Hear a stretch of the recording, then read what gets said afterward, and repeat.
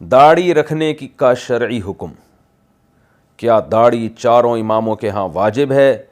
زیادہ تر عرب اماموں کو دیکھا ہے کہ ان کی برائے نام داڑھی ہوتی ہے. اس بارے میں کیا حکم ہے؟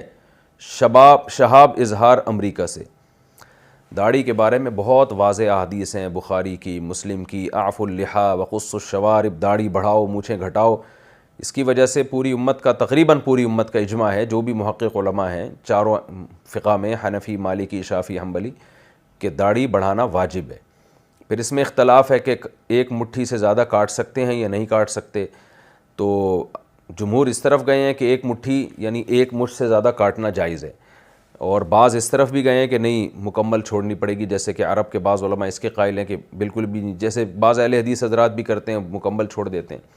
لیکن ایک مٹھی سے کم کاٹنا بہرحال ناجائز اور حرام ہے. تو یہ جو مسئلہ ہے کہ عرب میں بہت سے لوگ ایسا کر رہے ہیں، تو دیکھیں شریعت قرآن و سنت کا نام ہے، عربوں کا تو نام ہے نہیں. اور عرب میں بھی سارے ایسا نہیں کرتے کہ داڑھی کاٹتے ہوں.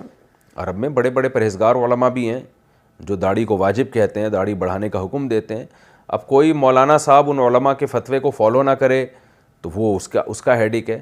تو یہ نہیں دیکھنا کہ عرب کر کیا رہے ہیں، مسجدوں کے امام کیا کر رہے ہیں، یہ دیکھنا ہے کہ قرآن و سنت کیا کہتا ہے، اور مجتہدین نے جو قرآن و سنت کو سمجھا اور اسلاف نے جو سمجھا وہ کیا سمجھا تھا. وہ تو یہی سمجھا تھا کہ داڑھی بڑھاؤ.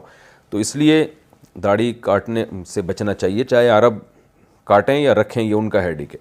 اور میں نے بتایا سارے عرب کاٹتے بھی نہیں ہیں، بہت سے عرب رکھتے بھی ہیں، جو ان میں پرہیزگار علماء ہیں وہ تو داڑھی رکھتے ہیں، بلکہ داڑھی پہ بہت شدت سے وہ اس کے واجب ہونے کے، لازم ہونے کے قائل ہیں. داڑھی کو ناپسند کرنا کیسا ہے؟ اچھا، یہ داڑھی کے بارے میں یہ بھی بتا دوں، داڑھی کا حکم تورات انجیل میں بھی ہے.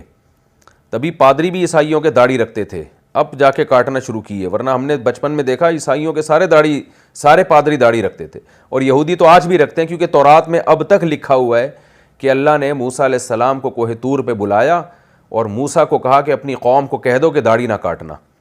تو یہ تورات میں نے خود پڑھا بھی ہے، یہ آیتیں تو اب تک موجود ہیں. اسی وجہ سے آج بھی یہودی داڑھی رکھتے ہیں.